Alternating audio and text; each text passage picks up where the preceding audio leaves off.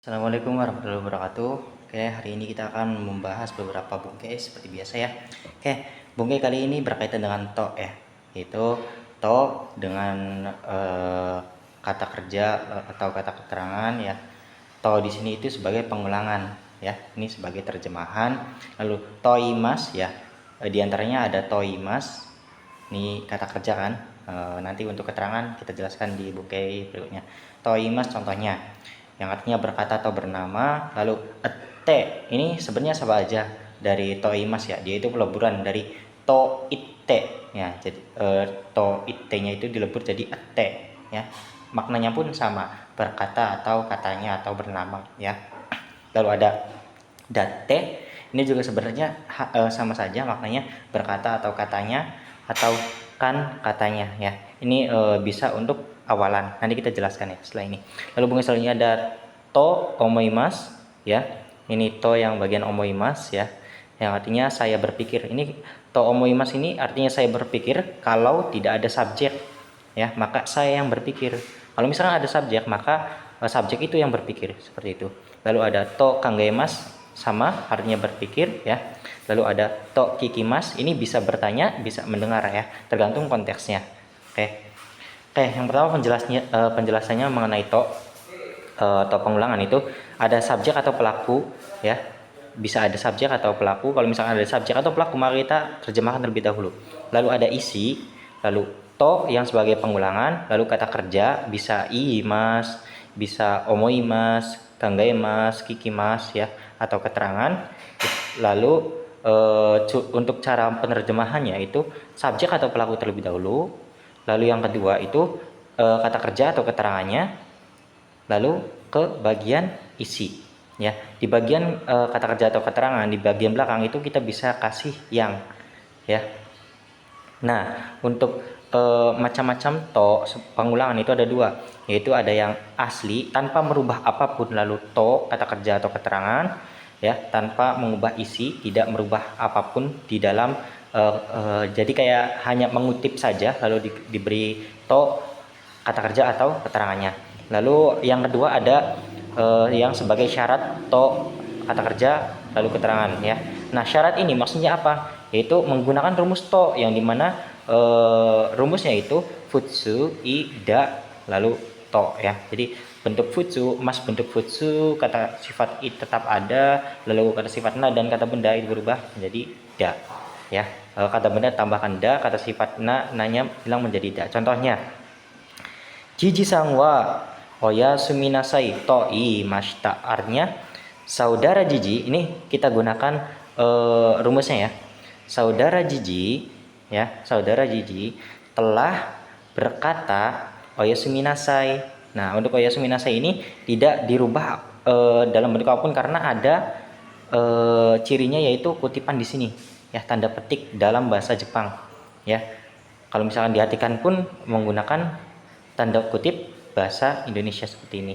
Jadi oyasuminasai sudah tidak ada perubahan apapun, tidak dikasih da ya. Ini kan kata benda ya, bisa maksudnya kata kerja pun kalau misalkan bentuk ini kan berarti da to imashita ya, oyasuminasai da to imashita. Kalau misalkan ada kutipan seperti ini, maka tidak dirubah, tidak diberi to sebagai syarat ya.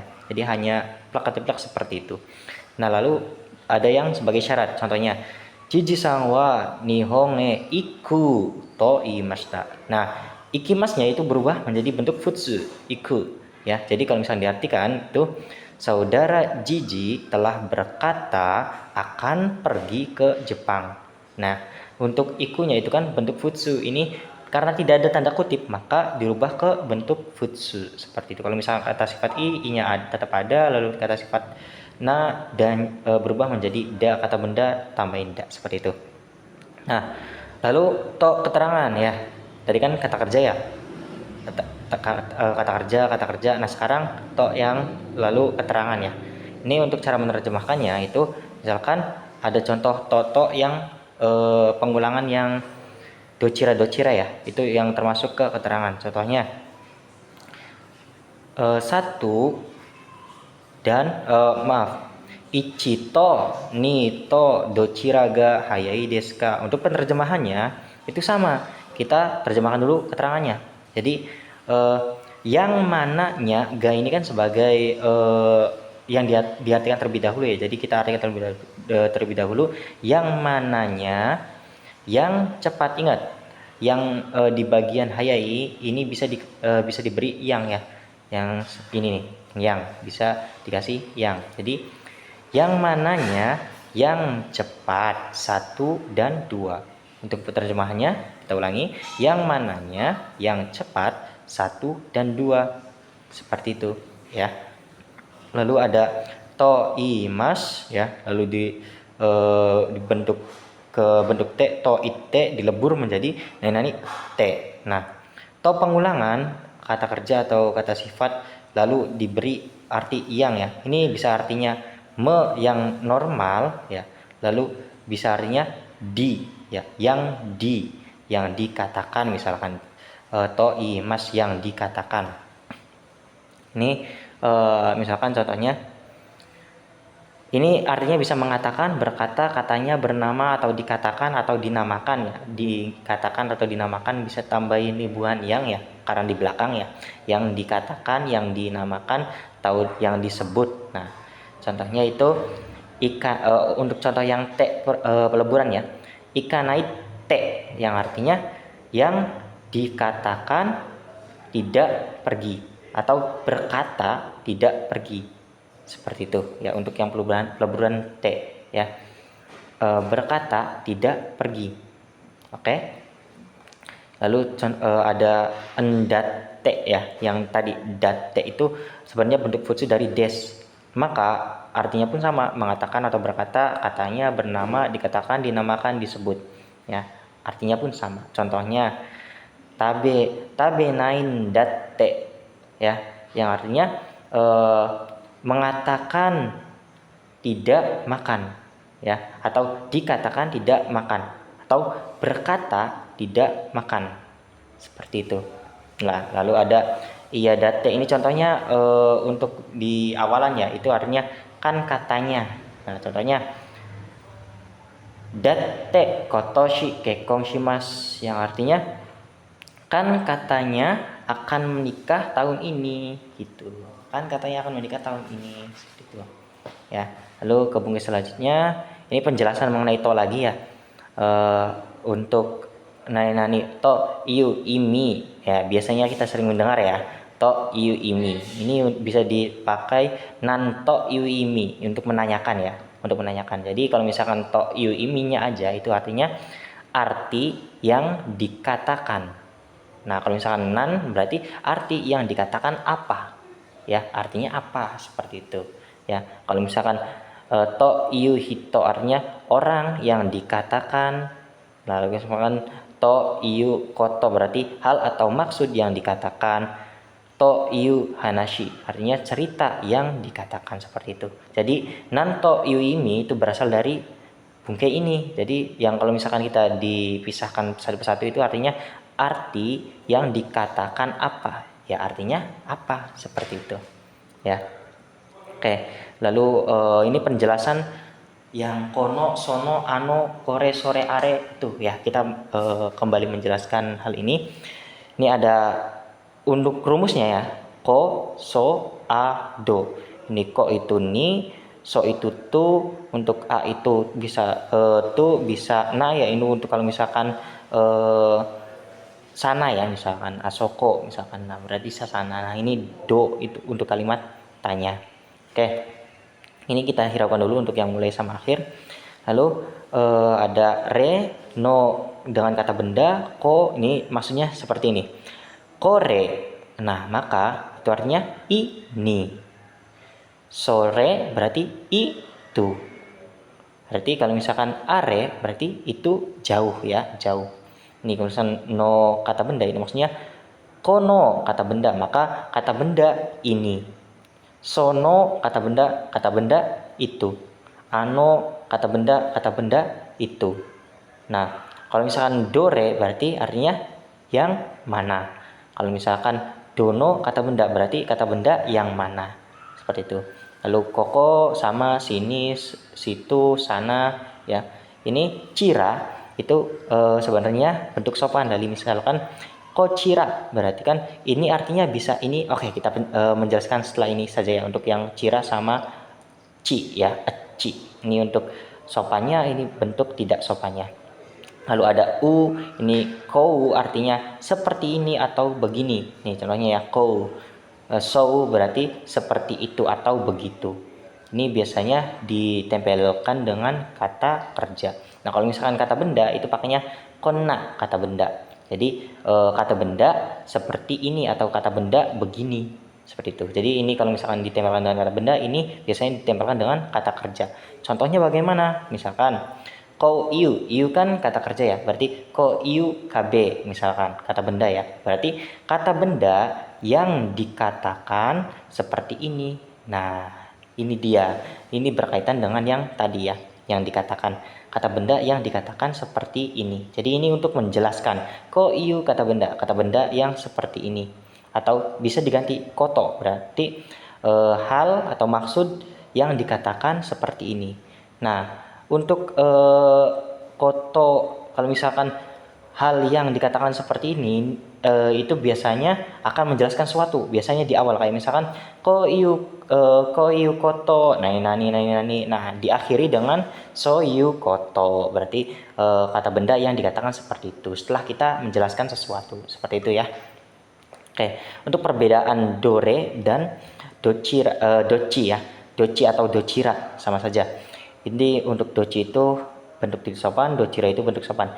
Dore itu semisalkan ingin menanyakan hal yang lebih dari dua, minimal tiga ya, lebih dari dua. Kalau misalkan doci atau docira itu yang menanyakan hal yang ada dua gitu, kayak misalkan contohnya itu yang tadi ya, kayak ichito nito itu pengulangan, itu berarti dociraga. Nah, dociraga itu berarti kan yang mananya, untuk menanyakan dua hal, berarti satu dan dua, yang mananya nani satu dan dua, seperti itu ya, seperti itu. Maaf kalau misalkan penjelasan saya muter-muter ya, tapi emang itu untuk penjelasannya itu memang agak berkaitan, jadi agak ke depan ke belakang seperti itu. Nah, bisa menggunakan doci, misalkan ichito nito dociga, tapi itu bentuknya tidak sopan. Oke, paham ya? Ini doci sama docira itu sebenarnya sama, hanya saja ini yang bentuk tidak sopan. Nah, untuk penjelasan selanjutnya akan kita jelaskan di sini.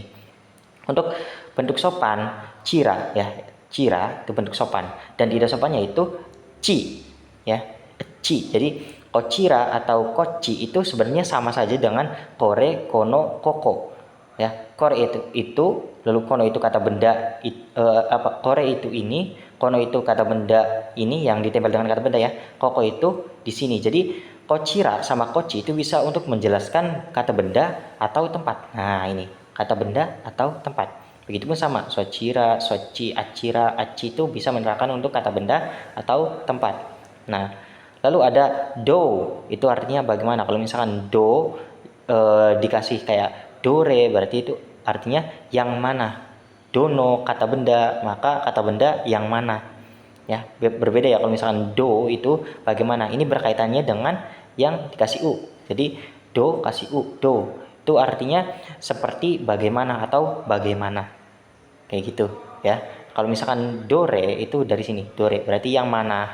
Dono kata benda, maka kata benda yang mana, seperti itu. Kalau misalkan doko berarti di mana, seperti itu ya. Jadi ini rumus yang sangat penting untuk dihafalkan. Contohnya ada, ini berkaitan dengan kochira sama kochi ya. Ini yang bisa menerangkan kata benda atau kata tempat. Misalkan kochirawa jiji sang des, berarti ini adalah saudara Cici, atau di sebelah sini saudara Cici, tapi lebih tepatnya ini adalah saudara Cici. Nah, kochirawa jimusho des ini untuk menerangkan tempat, berarti di sini adalah kantor, atau di sebelah sini adalah kantor, seperti itu. Bisa memakai kochi atau kochi atau sochi ya, bisa. Jadi ini sama saja, hanya saja ini bentuk sopannya. Oke, selanjutnya ada dare deska, ini intermezzo saja ya. Ini dare deska, lalu ada docira sama deshoka.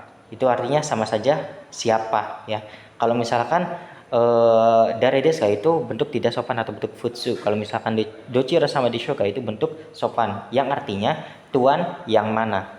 Dochira ini berkaitan dengan do tambahi dengan cira yang artinya yang mana ya, yang mana. Oke, dochira yang mana.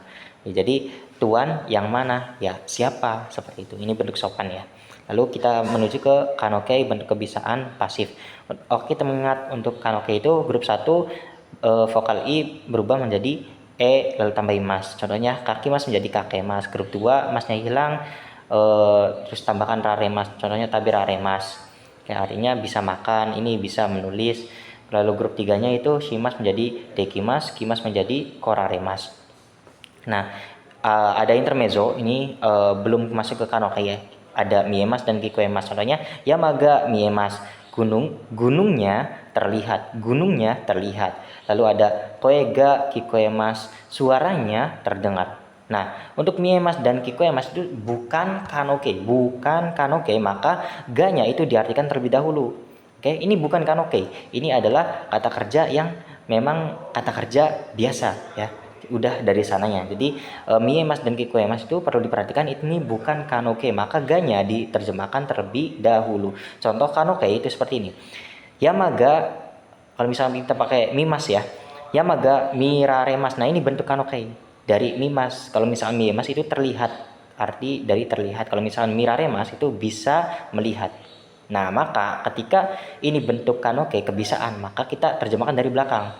Jadi bisa melihat gunung ya, bisa melihat gunung. Karena ini kanoke ya, bentuk kebisaan. Ingat, bentuk kebisaan itu pengecualian terjemahan, maka terjemahnya dari belakang seperti itu.